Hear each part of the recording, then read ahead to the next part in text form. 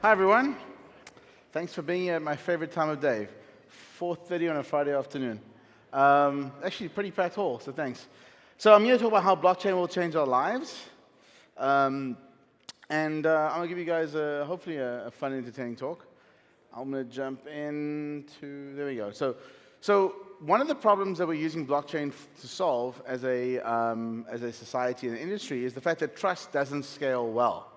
And what we mean by that is really when you look at next one.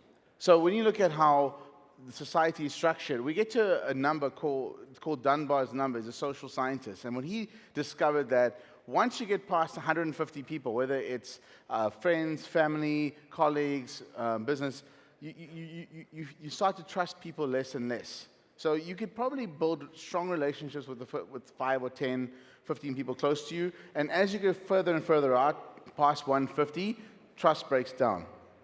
And so that really means in society, we have to figure out how to codify trust. And so over the years, we basically have gone from things like physical commodities like gold.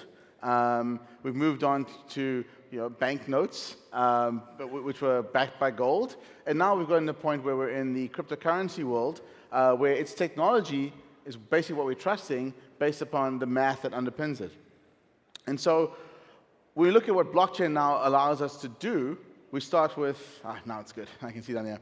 Blockchain basically allows us to solve problems in multiple industries. So we can look at things like everything from storage, smart contracts, identity voting, money, IoT, and there is a way of scaling trust in society and the way we function as a community right now and as we extend to the greater part of the rest of the world.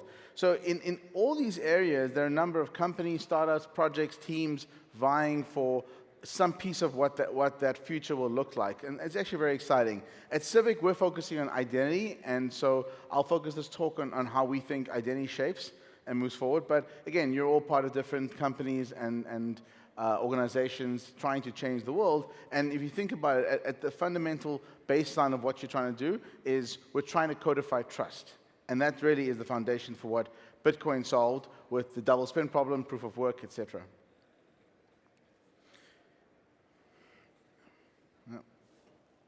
So let's talk about the evolution of identity. So if you think back hundreds and hundreds of years ago, how did you know when a letter was from someone, right? You actually had these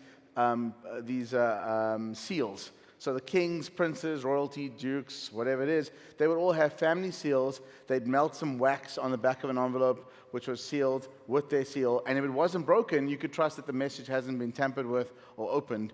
And back then, they didn't have the technology to obviously do what you could try to do today with a wax seal. And over time, obviously, people got around that. They created fake seals, and eventually things evolved. But we moved forward a couple of years, probably about a few hundred years later. Things like traveling papers started proving identity, and so we started using that. And what I discovered recently was that passports only came into society after World War I.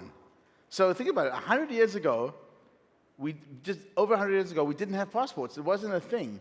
You could move from country to country in the world. It was kind of free roaming. There were borders, but you could just move into a different country, and you didn't need a passport. You didn't have to prove you're a citizen of a different country. But obviously, after World War I, things changed, and everyone started getting physical passports, and you needed papers, and it got more and more difficult in obviously World War II.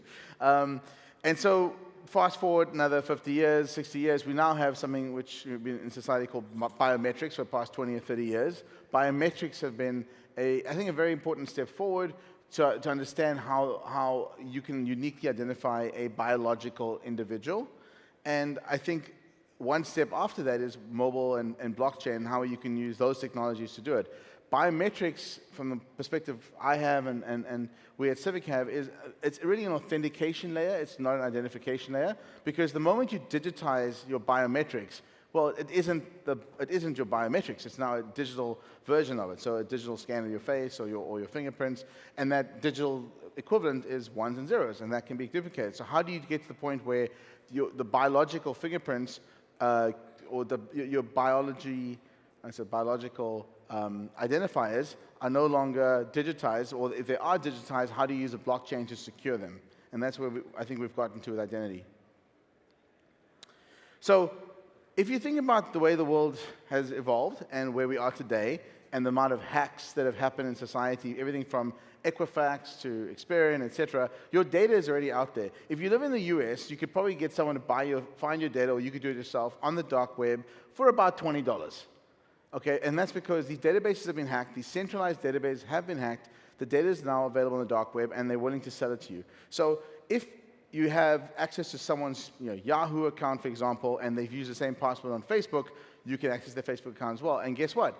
We're creatures of habit and convenience, so most of society tends to use the same usernames and passwords everywhere they go. So this is now a big problem because, again, more and more identity theft is happening, and it's becoming really easy to access effectively your crypto wallets as well and steal your money.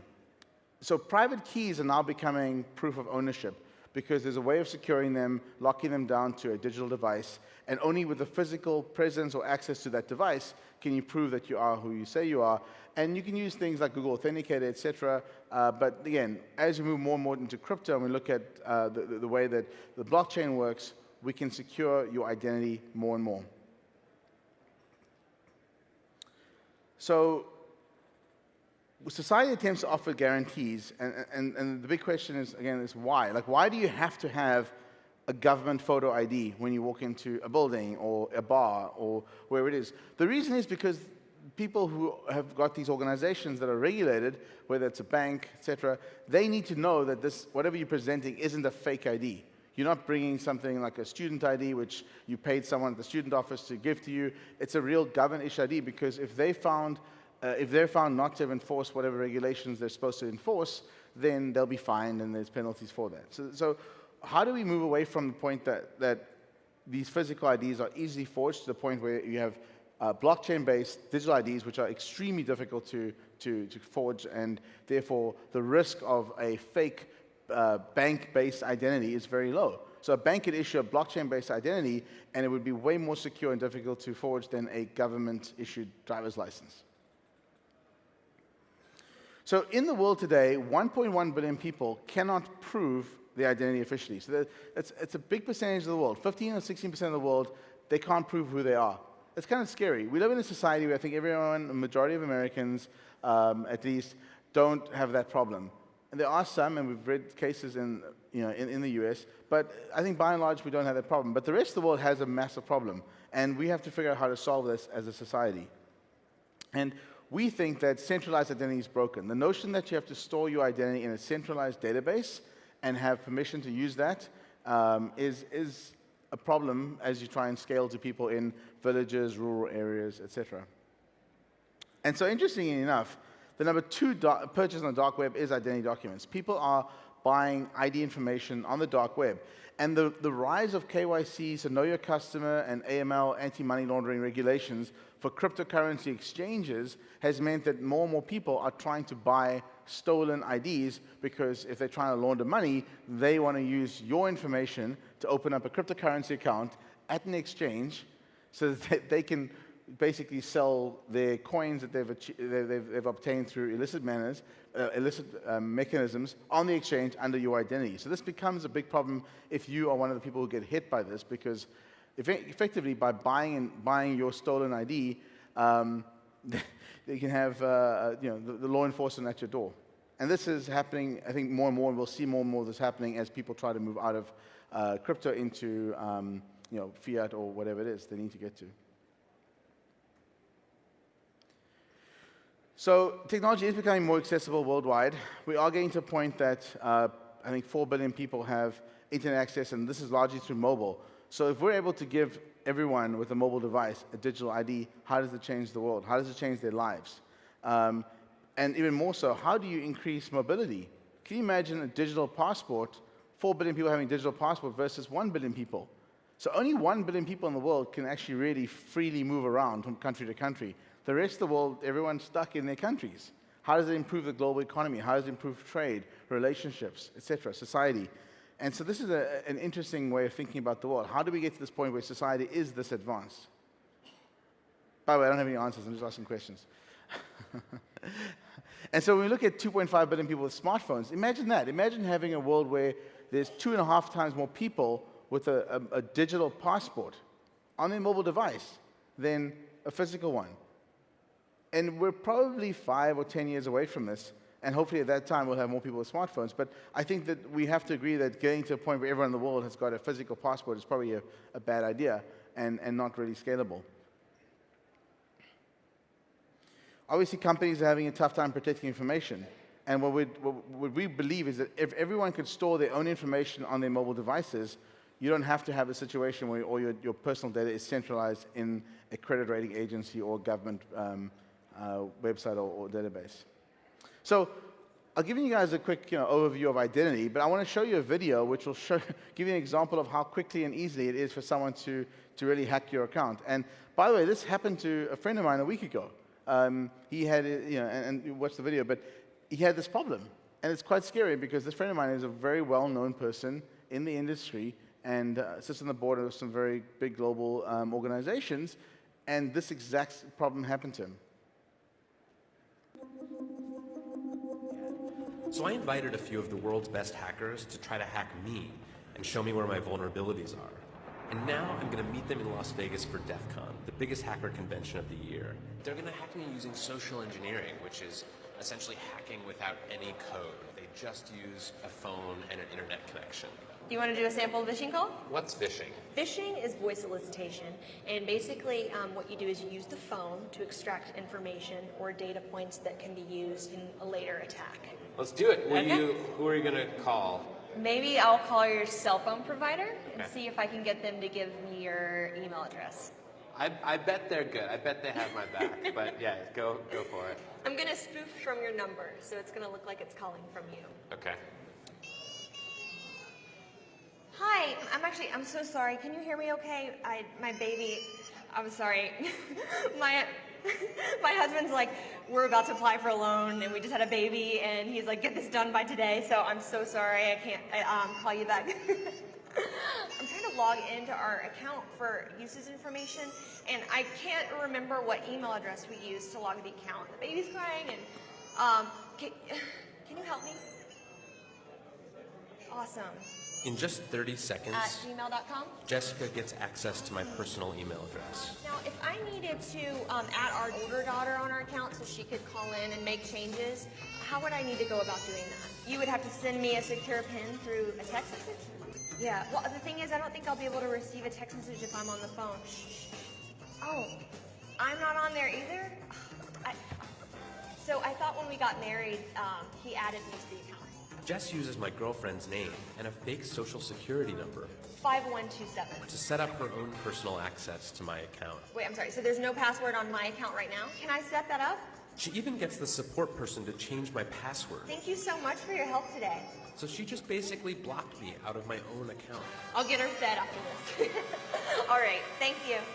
Holy shit. So they just gave you access to my entire cell phone account. You're gonna have to go on and change your password now because it's Jess, my name. And all it took was a crying baby and a phone call. Yeah.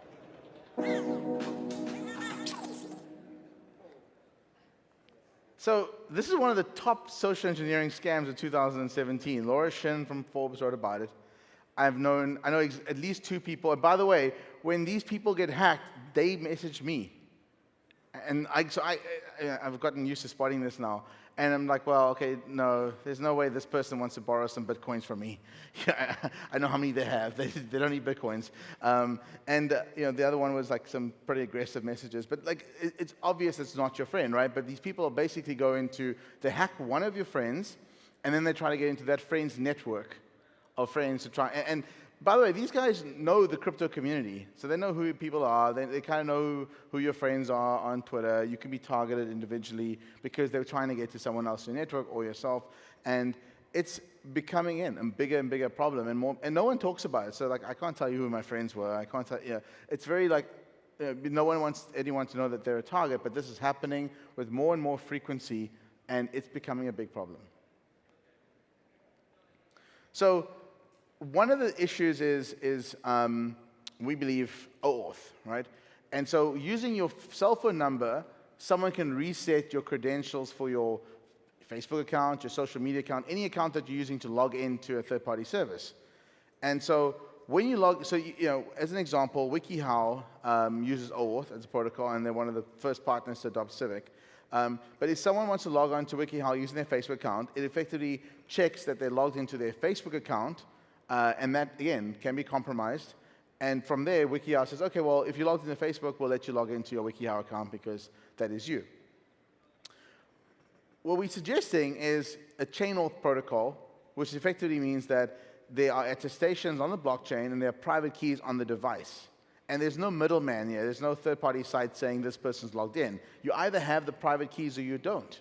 So if you are claiming to own certain information about yourself, there should be a set of private keys that go with that information, some attestations on the blockchain which confirms that the person who owns these keys actually owns this information. And if someone comes there and says, okay, well, hey, I'm Vinny, here's my credentials, and they don't have the private key, it's, well, please go get verified because anyone can have this information. It's freely available on the dark web. And so we just see the evolution of three-party systems to two-party systems to solve the identity problem, and that being a big and important step going forward because, again, knowledge of information, personal information, should no longer be seen as proof of ownership of that information.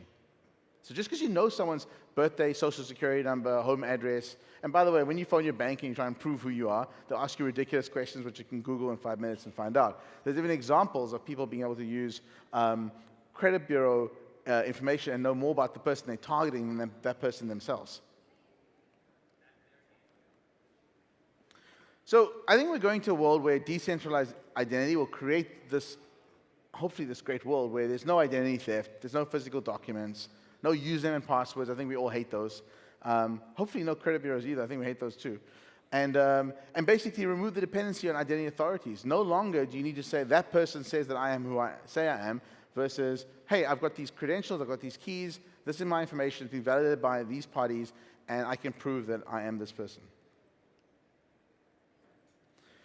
And I think that's where we'd like to go to. We'd like to go to this point where it solves our problems. I think blockchain is the solution for this. We strongly believe that it allows us to decentralize identity stores and really makes the world more secure, and it gives you back your privacy, and hopefully we can decentralize trust this way. And I think I'm out of time. And oh, one last thing. So as an example, with Civic, we launched a beer machine at Consensus in May. You may or may not have seen it. But essentially, the beer machine checks your credentials, and all you're doing is you're saying, hey, I'm over 21. You're not giving your birthday away. It's zero knowledge proof. So you're not giving your date of birth, any information about you. And if you can prove to the machine that you're over 21, it'll dispense a beer. So how much more automation in society can we get if you can just prove things about you? There's plenty of examples of where people don't want to go to their pharmacist or their drugstore to get certain drugs that they need because they're embarrassed about the condition that they have. The opposite end is people want to go buy weed. So maybe they need, they would just love a weed dispensing machine where they could buy weed from. But the point is, it's your identity. You should be able to prove that you are who you say you are using your mobile device on any device. And so we think that these are good examples and use cases that we're building out and others are building out in society where people can use blockchain without even knowing they're using blockchain. No one needs to know that this is a blockchain-based identity solution. And whatever you're building in IoT or smart contracts, think about how we change the world by letting society use the blockchain without knowing it. It should be in the back of their minds because they just want the beer or the weed or whatever else they're getting. And I'm out of time. Thank you very much.